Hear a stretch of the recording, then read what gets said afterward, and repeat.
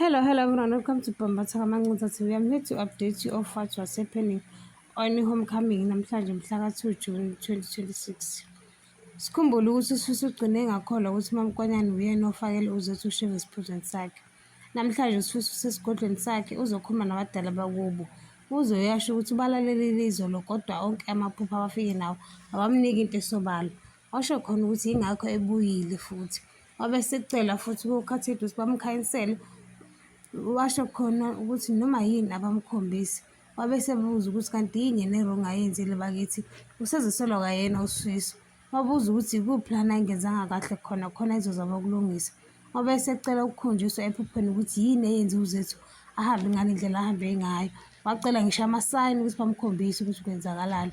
Wabe secela bakithi kokhathide bancingisise. USifiso ufonela uZethu athi unjani emnyeni wami. Avele nje uSifiso athi ngicela ungangibingeleli kanjalo. Asho khona ukuthi uyawazi umonakalo ushiyela. Athi uZethu ngishiye umonakalo mina.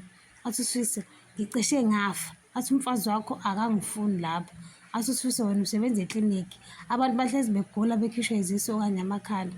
Wathi ukusho ukuthi bonke labo bantu basuke bethatha uMamKwanyana. Wathi uZethu akaze bona bamthathele indoda yakhe. Avele nje athi uSifiso ubuyane nekhaya sokhuluma ngale nto. Wathi uZethu uSifiso ngiyayisabela impilo yami. Wathi umkakho akangifuni kulowo muzi. Wathi uSifiso uyangazi mina ngisona isidakwa futhi ngangingeke ngiphuze ngize ngiquleke mina. Wathi nje uSifiso iyona nto abakutshelayo yona ukuthi uyenze mhlazane bekukhipha ngebhokisi kini. Uma izinto zakho ziqala kuba nzima emshadweni wakho wena upakisha imithwalo baleke. Wathi uZethu uSifiso uyakholwa yini ukuthi uMamKwanyana wayenza lento engitshela yona. Washo nje uSifiso ngicela ubuye uze ekhaya. Wathi uZethu uSifiso uyakholwa na ukuthi uMamKwanyana uzama ukungibulala yebo noma cha. Wathi nje uSifiso ngicela siye kuKwebhana Zethu ngicela ubuye uze ekhaya khona sizohlala phansi sikhulume.